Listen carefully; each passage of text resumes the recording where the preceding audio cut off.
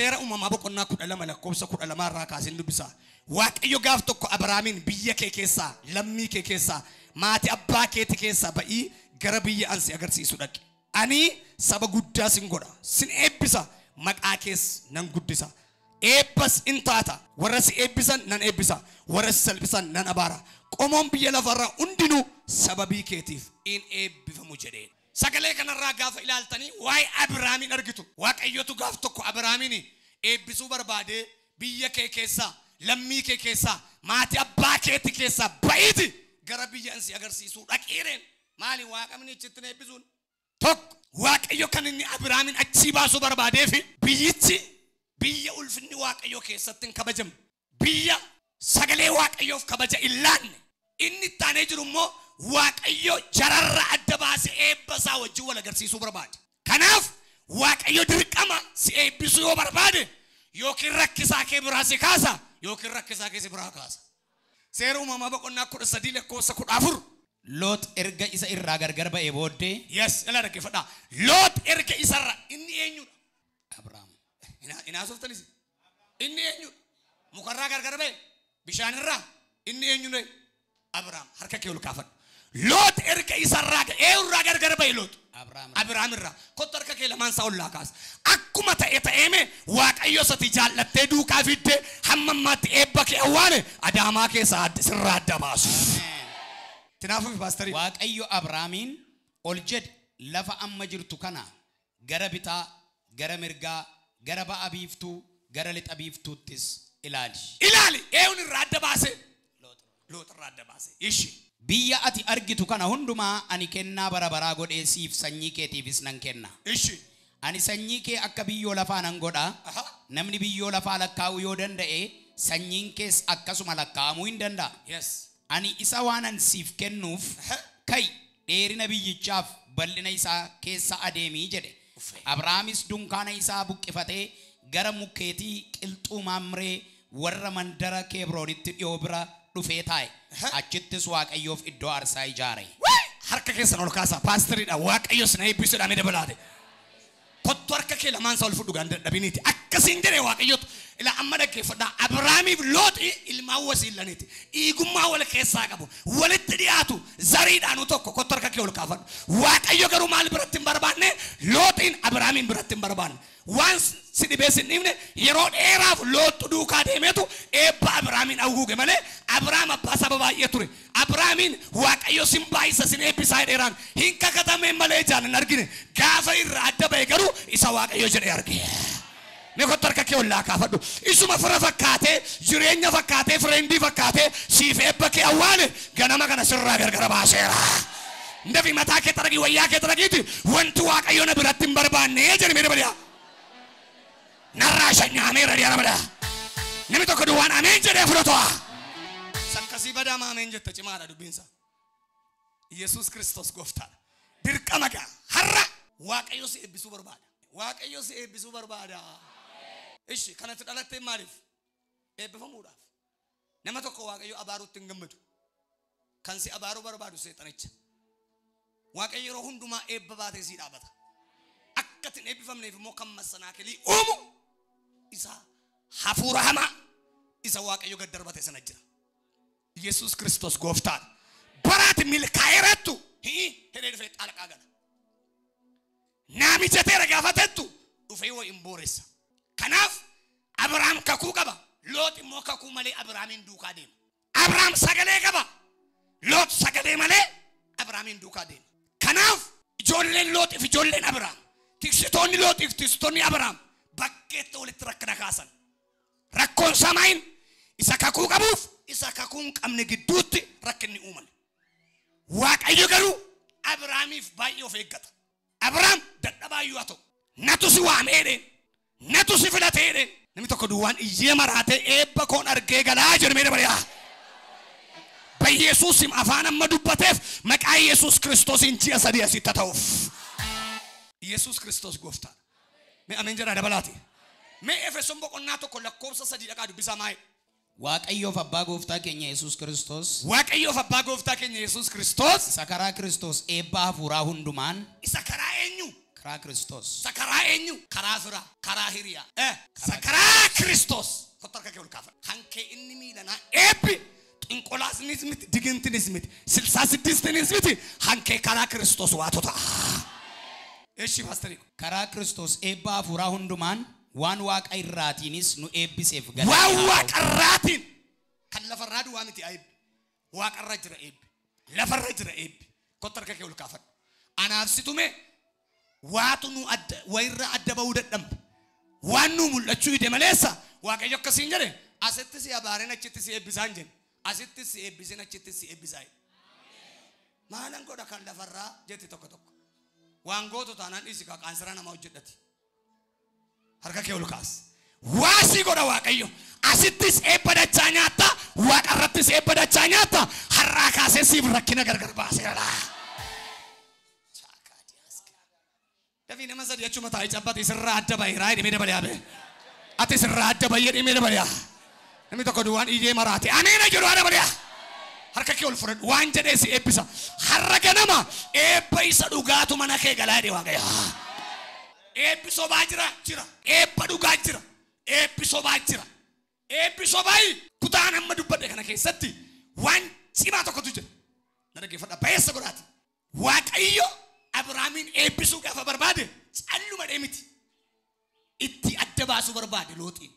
Maaliif? Looxu yeroo dheeraaf eebba Abrahaamin duukaa ture. Hindeemaa irrakkisaa. Mistiri dubbii kanaa uumama boqonnaa 13 lakkoofsa 14 jira. Mistiri dubbicha. Erga Looxi sarraa gargar ba'eetu waaqayyo eenyu irratti afaan saaqqate. Abrahaam irratti. Kottu meerka jedha afaan isaa ol kaase. Abbaa isaan beeku nama hunda keessa na ta'u yoo fudhachuu baattan natti deebi'u waaqayyo har'aan afaan sirratti saaqqadha jedhe. Gaafa waaqayyo afaan irratti saaqqatu ba'a biiftu lixa biiftu jedhee waaqayyo eebba isa dhugaa eebbisuu barbaade. Waan isinitti hima. Eebba inni sobaa inni isiniin jedhu inni isina dubbachuuf kee dhiise kuni waan tokko isinitti hima. Na dhaggeeffadhaa beessa godhaati. Seexanni isin eebbisaa jedhe. Hin nyaattan nuddaan sooromtaa jedhe. Kan seexanaa waggaa 4 waggaa 5 hin darbe. Maaliif? Yoosii fides yookaan mucaa kottaa yookaan abbaa manaa paralaayizidii ta'a yookaan immoo mucaa duruu baatu giingee ta'a. Maaltu fide? Seexana fide. Kanaafoo wareega mana keetti qaba seexan. Yookaan mucaa kee jeessa yookaan abbaa manaa kee jeessa. Yookaan immoo makiinaa matitti bitteetti hojjettu galagalcha. Maalii waan dhufeef? Sobaa waan dhufeef. Na dhaggeeffadhaa beessa godhaati. Harka kee ol kaafadhu. Akkan siin jedhe lakki kottu sammuu kee addeebisi. Namni waaqayyo wajjin hojjetu eenyutu kassaree beeka. Namni waaqayyoon amanatee bahe eenyu salphatee beeka. Namni waaqayyotti of gatee bahe eenyutu kisaara galee beeka. Har'a duwwaa fakkaata bor mana kee keessa eebba guutuudha. Har'a namarraa liqeeffatte bor namaa liqeessita. Har'a mana namaa kireeffattee galte boriin kireessita. Namni tokko lafaa keessi asa diime eebba isa dhugaa jedhamee dabaliyaa.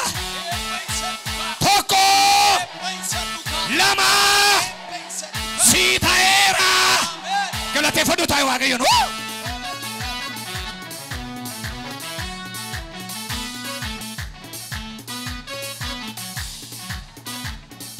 Yes. Eebba isa dhugaa harka waaqayyo irraa fudhachuuf waa lama beekuu qabna. Tokko waaqayyoof adda baanee jiraachuu qabna. Lama Yesus Kristos ilma waaqayyo guutummaatti of keessaa qabaachuu qaba. Dhaggeeffadhaa. Maalan jedhe? Eebba isa dhugaa eebbifamuu barbaadda? Adda ba'i. Maalirraa? Firasa ta'u, diinasa ta'u. Iddoo waaqayyo si dhaabe dhaabadhu. Adda ba'i waaqayyoof. Ol kaasaa iyyaati ameen jedhaa dabalaa. Hambaa boqonnaa 2 lakkoofsa 2 kaatanii gaafa laaltanii dhugaan gatii dhabeere. Firdiin qajeelaan ilaalamuu dideere. Sobdoonni qulqulloota dursanii argaman. Meerree jedhe waaqayyoodhaan. Inni waaqayyo akka jedhe. Isi idduma dhaabbattu dhaabbadhuu na eegi. An dhufee waa godhaa jedhe. Kottu meerka kee ol kaafadhu. Amma haalli ilaaltu hundumtuume inni sobaas inni ejjus inni maal godhus yeroo inni tamma gaamaa isaa kaafatee si caalee dhamini harka kee ol kaafadhu. Waaqayyo akkasiin jedhe yeroo murtaa'e booddee namoota amma fuula kee duratti argitu kana teellaa keetti argitaa jedhe. isati waaqayyo hiriira naannessa akka dhiyetti nafu hinuma bari'a ol kaasa ayya ameen jara dabala akka dukkanaa itti nafu mee ko tarka ke ol fudhadhu ergaansi qaba dafila naman argaa jira nama 49 waaqayyo kanaan jedhe waa'ee keef inni awwaalame miila na bakkee baay'ee seeta akka takka mangara dhugaa godheen jedhin dhugaan deeggarsan qabu dhugaan tifoozoo baay'een qabu dhugaa duukaa gabaan hin hiriiru maaliif dhugaan nama murtaa'eetu nama isaa gale nama waa'ee isaa adda baasee dhugaa wajjin dhaabata kanaachiin dumtu gabaa sobaatti hiriira adda ba'uun hin ulfaata waaqayyo akka jedhe Abrahaamiin erga isarraa adda baate amma waan sirriin sitti agarsiise hin fixe waaqayyo maaliif rakkinaachinis dhiphinachinis waaqayyo Abrahaamiin gargaran bisuu barbaade eewun irraa adda baase looxin irraa adda baase kottarka keechan natti qaban awwaman jedhame fira safakkaatu diina safakkaatu isa bara baay'ee kakuu kee awwaalee adaamaa keessa waan kakuu si raawwachiisu fakkaate si janajjanaa ture kana billaa waaqayyoon sirraa adda baaseera namni tokko mataa isaa xaragee wayyaa isaa xaragee natti adda ba'eera jedhu ofirraa gargar baaseera yaabee dabali oluma fudhaa harka keessa lamaansaa raasa kilaakatti raasa beekilees raas waan argaa jira maal akka ta'e hin beeku isumati jaallatteetti maxxantee kakuu kee sana hamma ammaatti akka fiixan baane godhe sana har'an sirraa adda baasan Yesuus namni tokko duwwaan iyyee maraatee narraa gargar ba'eera jedhu mee dabala kakuu koon argaa jedhu mee dabala yaabee deemee milkaa jedhu mee dabala hoo maqaa waaqayyootiin sii ta'eera salammata irratti dubbadha lammaffaan Yesuus Kiristoos ilma waaqayyoo of keessaa qabaachuudhaan jedhe maal ta'eera jiguuta manarra gooftaan of fudhachiisaa hin jedhin Yesuus Kiristoosin of keessaa qabaachuuf faarfachuu waliin argu Yesuus Kiristoosin of keessaa qabaachuuf paasterii ta'uuf raajii akka koo ta'uun waliin argu jaarsa waldaa ta'uu waliin argu Yesuus Kiristoosin guutummaatti of keessaa qabaachuu jechuun na dhaggeeffadha namni ilma isaa qabu waan hundumaa qaba dubbiin faarfannaa miti dubbiin isa dhugaa sana of keessaa qabaachuu Yesuus Kiristoos gooftaa haleluuyaa ni ol kaasaa iyyaate ameen jedhaaka utuu Yesuus Kiristoos keessa kee laphee kee hin jiraatin shubbisuu dandeessa faarfachuus dandeessa raajuu hin dandeessa dhaggeeffadha garuu waan tokko sitti dhugaat Kiristoos keessa kee jiraate jennaan isumaaf jiraatta isumaaf taata sindanku waa'een jireenyaa sindanku waa'een amantii sindanku waa'een Kiristoos namni dhufee si lallabuun barbaachisu keessa kee lallabii afuuraa guuteera ol kaasaa iyyaameen jira kanaaf harki kee duwwaan ta'u maal of keessaa qabda Yesuusin of keessaa qabda waan ta'eef inni ofii isaatiiyyuu karaadhas dhugaadhas jireenyas sirriima namni Yesuusin qabu maal qabare waan hundumaa qaba of kee beekoo tarka kee ol qaba ol bakaas raas qilleensarratti maal akka ta'e hin beeku har'a waaqayyoomee laphee kee keessa guutummaatti dhaabatu ameen jedhe namoonni tokko tokko faarfannaa waaqa goomsuu barbaadu tajaajilaan keessumsiisuudhaan waldaa keessa moqqidhanii mul'achuudhaan waaqayyoon goomsuu barbaadu waaqayyoo hin goomfamus raatus miti maraatus miti waaqayyo beekaadha malee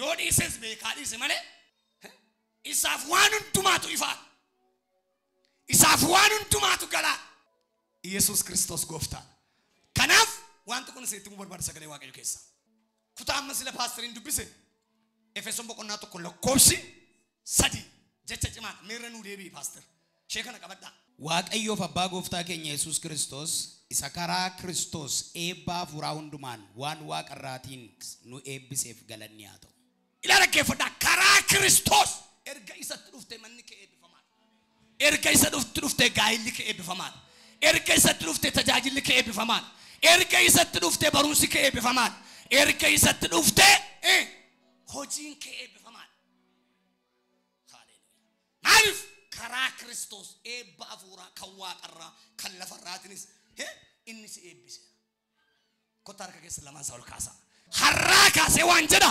Kiristoos mana nama hundumaa keessa waan gadi ba'e fakkaata bara kana laphee nama hundumaa Kiristoos waan keessa gadi ba'e fakkaata har'aa kaasee mee ati mul'atiin Kiristoos keessaa na mul'atu namni baay'ee wayyaa hidhatee deema malee Kiristoos keessa isaan jiru tu Kiristoos inni dhugaan keessa taate maaf buleessa kee amatta maaf buleessa kee nyaatta kanaaf Kiristoos dhugaan si keessa jiraannaan ati gamaa dhufteen qabatu gamanaa dhufteen qabdu tokko.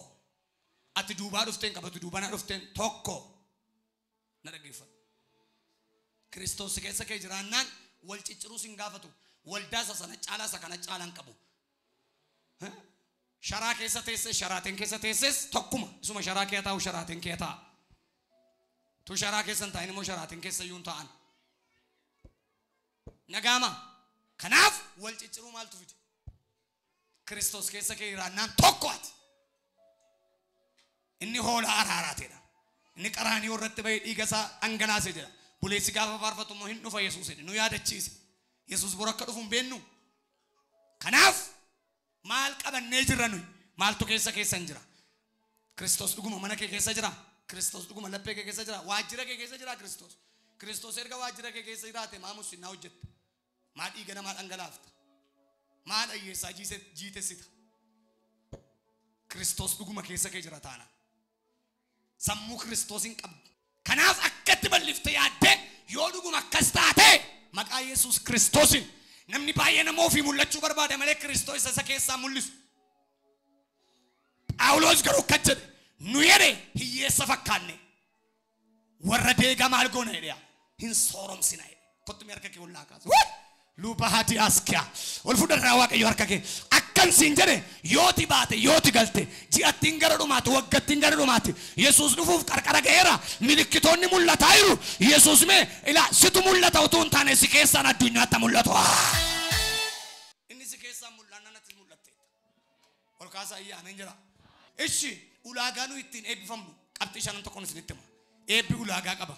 Tokko ulaagaa nu ittiin eebbifamnu inni jalqabaa sagalee Waaqayyo gooftaa keenya gaarii goonee dhageenye hojiirra oolchu.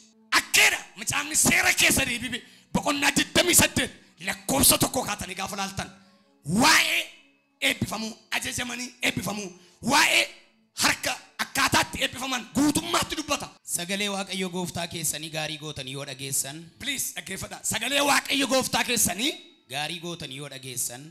Abboommii isaa isaanii har'a isin abboomus gaarii gootanii yoo eegdan. Waaqayyo gooftaan keessan saba warra kaan hundumaa gararraa isin oolcha. Eessa isin oolchaa? Haayita. Saba warra kaan jechuun warra kam jechuudha? Warra gooftaan qabne ishee amma ati isaan gararraa jirta moo gajjallaa jirta? Harka kee ol kaafadhu. Silaa maal taate? Gararraa taateedha. Kottu mee harka kee ol kaas. Waan inni dura dhaabadhee tajaajilu ragaa kooti onnee tokkoon sitti harka kee ol kaas. Onnee keen bitaa fura qulqulluudhaan. Onnee keen jabeessaa fura qulqulluudhaan. Isa silaasii kenname fuutee diinatti laatte ani immoo har'aa kaasee jalloota harkaa fuudhee mana keetti deebiseera. Irra taataa jedhe. Meetti faame nanni isaa itti waa dubbisa bakka. Sagalee Waaqayyo gooftaa keessanii yoo dhageessan eebbi kun hundinuu isiniif in dhufa. Mee eebbatti kana dhaggeeffata. Isinin qaqqabas. Isin qaqqabas isin dhufa. Mandara keessatti. Mandara keessatti. Maasii keessattis in eebbifamtu. Dhalli keessan midhaan maasii keessanii hormaanni horii qe'ee keessanii jabboonni xobbaallaanis eebbifamoo hin ta'u. Guuboon keessaniif qoda bukoon keessan eebbifamoo hin ta'u. Yeroo gadi baatan yeroo ol galtanis eebbifamoo hin taatu. Yeroo gabbaatan yeroo ol galtan yeroo teessan harka kee ol kaafas. Amma maalan si dubbadha beektaas keessa yeroo gabbaatuuf yeroo ol galtu. Hin ta'u wal fuudh harka kee lamaansaa akkan jedhe ol ba'uu keettis gadi ba'u biiroo gaafa dhaqxu gaafa achii baatu gaafa kaaffee jala teessu gaafa manatti galtu har'aa kaas harka kee ol kaas eebbi Waaqayyoo si faana haa dhaabatu. Ameen. Sa dhugaa sitti meettuma naafaa jedhamni. Diinonni keessan warri isin irratti ka'anii isin duratti rukutamanii akka dhuman Waaqayyo hin godha. Karaa tokko isinitti hin dhufu karaa torba isin hin baqatu. Tokkoon dhufu torbaan baqatu. Gombisaa keessanitti wanta harki keessan hojjetu hundumaattis Waaqayyo eebba in erga. Harka keessan ol kaasa. Akkan jedhe wanta harki kee hojjete hundumaatti Waaqayyo har'aa kaase eebba karaa torba. Ameen. Harka kee lamaan sukkuumiiti wanta harki koo hojjete eebbifamaadha ni midha. Akkan jedhe har'aa kaase waan harki kee hojjete waan harki keetti dadhabee hojjete eebba Waaqayyootiin macheesseera. Harka keessa walitti sukkuuma waan harki koo hojjete eebbifameera dha midha. Kana jechuun maal jechuudha beektaa birrii 10 qabdaa ji'a 2 ji'a 3 siga. Hin dhumuun siin jedheen. harka kee olla beera tika sekaba wangel ragaa kooti maal akka ta'e hin beeku baratti kana caalaa beelli hadhaan dhufu jira waaqayyo barruu korraa nyaataa hiriya ajaba hadiya ol kaas harka kee asii nama nargaa nama 62 kee waaqayyo karaatiin beenneen balbala baneesii jiraachisa Amen. lafaa kayo ofirana nay balballi koo banameera jedhiya Amen. jadi lafaa kayo ofirana nay balballi koo banameera jedhiya be Balballi koo banameera. sii ta'eera Amen. galateeffadhu taa waaqayyoon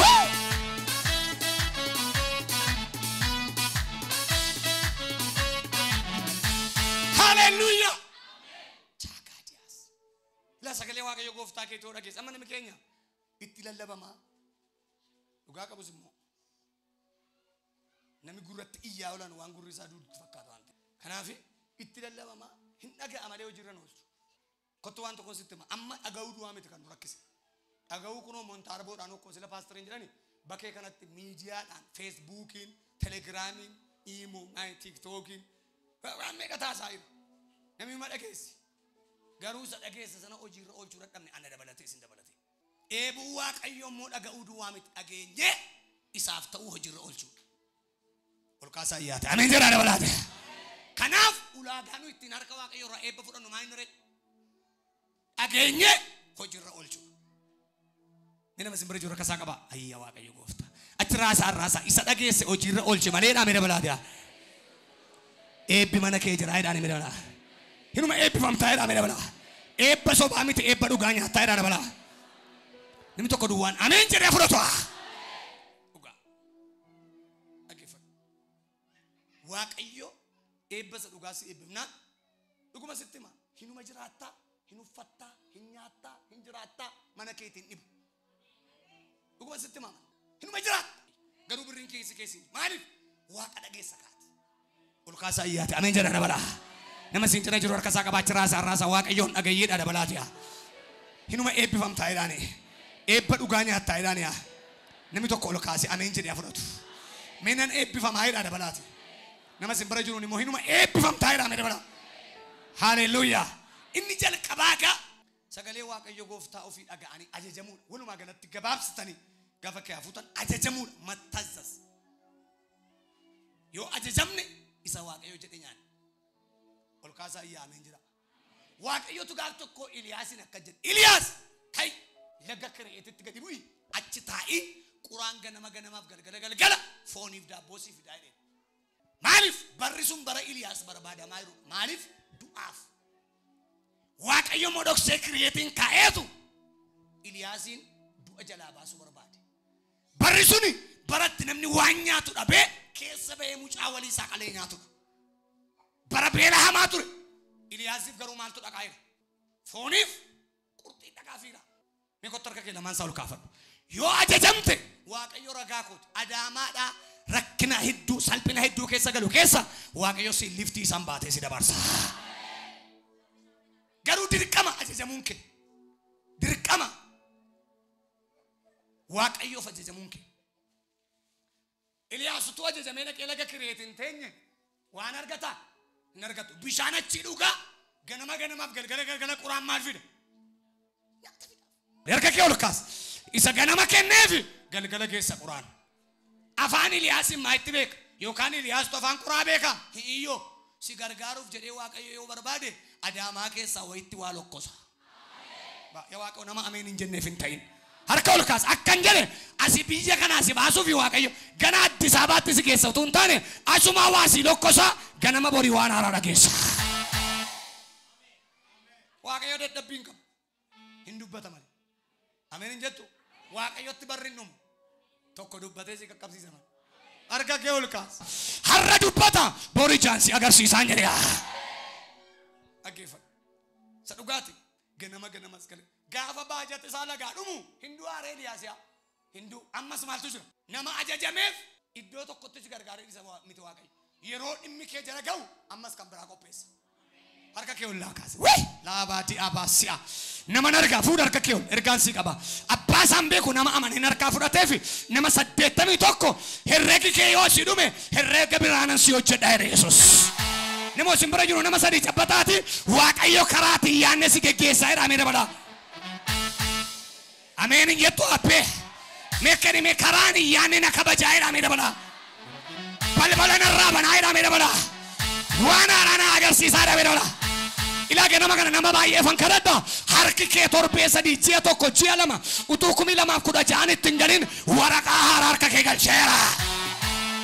Gaafa baajatti dhumu kayili asirra dhaqee maalan godhannaan la dubartiin tokko qoraan buudhuuf ta'e mandara saraapitaa kana kee gadi baatee itti ol bayyee. Hennaan hiyyeetti tokko jira. Mal waaqayyo sooressa dhabee fi nama fooqi xinnoo qabu dhabee waaqayyo barasan. Nama fiksi qabu dhabee tenelguu isaanitti hiyyoo. Ishees lafaa kaasee Iliyaasis lafaa kaasee jara lamaanuu al takkaa herrega isaanii cufuu barbaade. Mee kottu harka kee ol fudhadhu. Tokko kennu gaafan soorome mana waaqayyoo ijaaratti. In sobdii utuu sooromte immoo ni ijaartu. Amma mul'ata ijaaruu qabaadhu. Utuu birriin buuqituu birrii 200 qabduutu hin hedhiiti. Dhibban bifadhu 200 fidi. Isin mul'anna irra si keessatti jalqabe waggaa irraa gaafa miliyoonii dhufu isaatti fuutee mana waaqootti fidda. In sobdiin tokko gaafa waaqoom hojii naa kenneen birrii kennetti. Siin kennu waaqayyo. Waadaa galchattaa waaqayyoon. Yoo si dhowwate kennuun bakka dirqama wakeeti. Nagaama. Kennu bakka kennaan kenne hoon ta'e kennuun dirqama wakeeti. Waan kennuun narra jiru fan kenna malee. Waaqayyoo waadaa galchadhee waan inni bornaa kennu farran kennaa mooti. Dakki. Kana jechuun qabdii wayii kennu jechuudha. Sangaa walirraa bituu sabaadiyaa fakkaata. Yooti kana naa goote malee kana siin godhu. Afuurra akkasii kan cabeetu. Waan qabdan irraa jedha. Nagaamuudha. Eebba akkasitti dhufa malee. Ganaatii waadaa waaqayyoon galchattee miti. Innaan Iliyaasin kayyee. Akima haadha hiyyeessaa sana bireen. Haati hiyyeessaa qoraan boochuu dhufte. Ina agartanii rakkataatti fideetu eebbaan xumura Yesuus. Maalum godhaa. Herrega Yesuus hin dandeesseen hojjettu. Innis astuutti baratan miti. Nagaama. Innis Adaamaa Yuunivarsiitiitti baratan ijjiin tokko miti kan Yesuus. Maaliif beektaa kan Yesuus buddeena 5 qurxummii 2 nama 5,000 ga'ee dhiiraaf ijoollee fi dubartoonni mootti lakkaa'amnee hurraan gundoo isaatti 12 jedhaa fuudhamee sammuun qaba yoo itti cimaadha yoo itti mee herrega hojjedhu ilaalla. Sirriima sirriin. Dhaggeeffatu waan 5 nama meeqa fire irraa'oo tokko dhaggeeffatu. Amma gaawwan sitti hima rakkataaf rakkattuu walitti fidee maaliin xumure paaster eebbaan xumure kotta harka kee ol kaafadhu. Ilaa waan waaqayyo wajjin hojjechuu barbaadda duwwaasa ta'u maalisa ta'u wama waaqayyo siin jedhe godhadhudha isa waaqayyo siin jedhe dhagayi ka'i malee baraname abbaan salphate yoo salphate si barcumii kabajaa dhaabateera.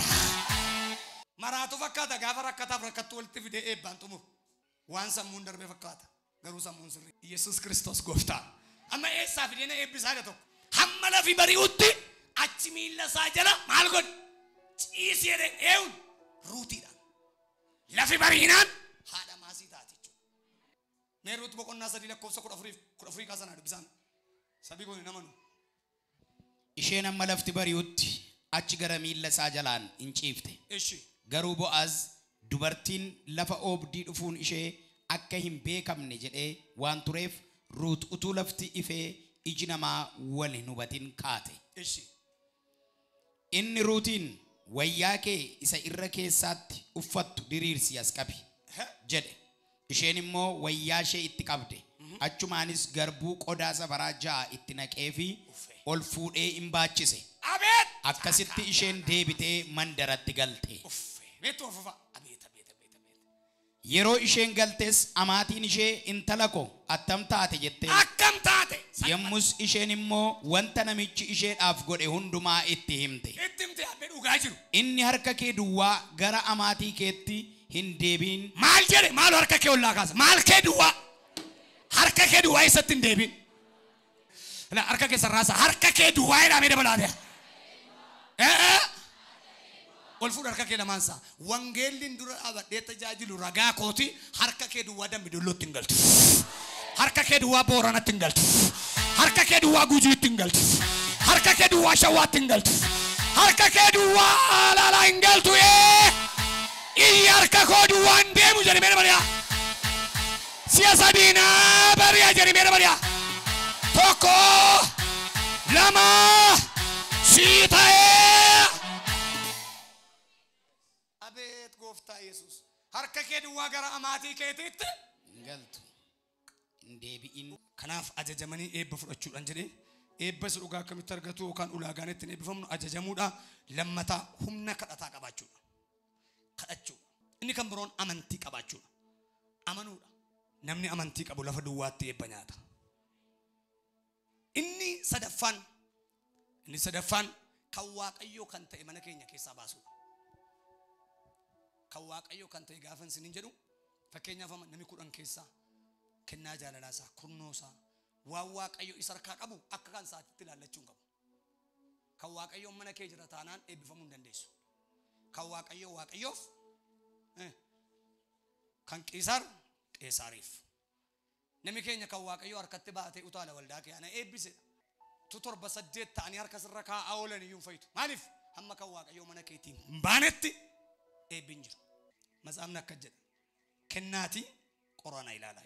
Kanaaf jireenya jiraannu keessatti eebbifamuudhaaf ulaagonni kun baay'ee murteessoodha. Baay'isa godhaa dhaggeeffadha. Kadhadhaa isinii kennamaadha. Yoo kadhanne eebbaa wajjin wal arganneerra. Kadhannaan immoo isaa gastaa osirra deemtuun taane isanii mana keenya keessatti kadhan. Sanu jilba keenya Waaqayyo wajjin wal agarsiifne siree keenyatti boonyutu furmaata qaba. Inni kun badaa isinitti mul'atu hafeeramu. Namni dhaqeema konfiraansii duubana jira keessa lixee shaaworii galee ba'a. Kana kadhannaatti lallata.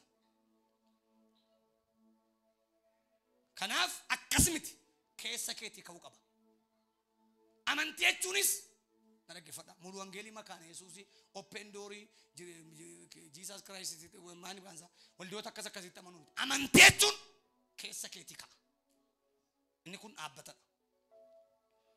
Hin amantaa jedhe namichi. Eeyyee gooftaa koo nan amanaa ittiin. Amantii dhabina koo fanamma kana mucaa koo joorsaa tureetti namittiin. Maarqos 9:23 dhagaalaala. Harraa kaasee mucaan kee sii fayyadee hafuuramaa kee harkute Yesuus. Maarqos 5:25 irratti immoo yoon shaashara wayyaasaa tuqe nan fayyaa. Eeyotu dubartittiin. Eessaan nufti warri kaanii dhiibanii Yesuusitti maxxananii fayyaan jiran. Isheen garuu tokko foolii isheetu nama dabarsu. Waggaa 12 dhiigi ishee dhangalee waan ta'eef. Lammataan carraa dhabdeetti. Namaaf akkatti shaashara wayyaasaa argattuu dhabdeetti. Dhaggeeffadha. Murteessitee baate garuu har'a isa dhumaa fayyuun qaba. Mee nama murteeffateen argaddana kee. Mee kottu harka kee ulfadhu. Wangeelli ragaa kooti. Anaman si Yesuus miti. Dhaggeeffatu nama. Waan tokkoon dhugaa tokkoon jala mureessitti mee gala. Hin amantaa yoo ta'e waggaan kun utuu keessaan dhumin zarimaan zarii keef Waaqayyo eebba si godhana. Dhugaa Waaqa jiraatan sitti. Ol fudhama sarka kee waan dhagee gurra. Yes, hallelujah. Lakkanaan jedhe Waaqayyotu lafuma ati yaanneen burqaa haaraa tokko baaseni hamma namoonni waa'ee kee wal gaggaafatan ta'uu jedhani. Nekottu merka kee ullaa kaas ergaan sii qaba. Abbaa san beeku naman ariifachiisee boolla du'aa kee abaasu jira dhiyaa. Nimi tokko duwwaan lafaa ka'ii keessaa baheera jedhi abee. Tokkotti dabaliyee sadumaatti dabaliyee sii ta'eera. Galateeffadhu taa'ee Waaqayyoon.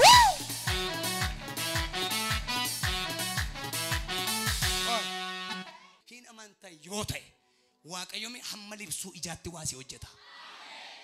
Amantii tu nu biratti hir'u. Amantii maalitti fudhanna beektan waan makaana Yesuus keessa turre makaana Yesuus nutti fakkaata amantiin. Waan mulu wangeelii keessa turre mulu wangeelii nutti fakkaata. Mulu wangeeliin dhaabbata biraa amantiin dhaabbata biraa. Amantii jechuun isa keessa keetii dandeetti Waaqayyo kana gochuu hin danda'a. Jettee isa tamantuudha. Kottu merka kee ol fudhu. Abbaa san beeku nama tokko isa ta'u hunda keessan isa ta'u har'aa kaasee rakkinarraa gargarsi baaseera. Namni tokko irraa adda baheera dhibee dabalaabee. Eebba isa dhugaa dhibee dabalaabee. Karaa Yesuusin jedhe mee dabaliyaa. Mana koo galeera dhibee dabaliyaa. Kiisii koo galeera jedhe mee dabaliyaa. Sii ta'eera. Mee warra amantan. Hin amantu. Galateeffadhaa Waaqayyoon. Waaw.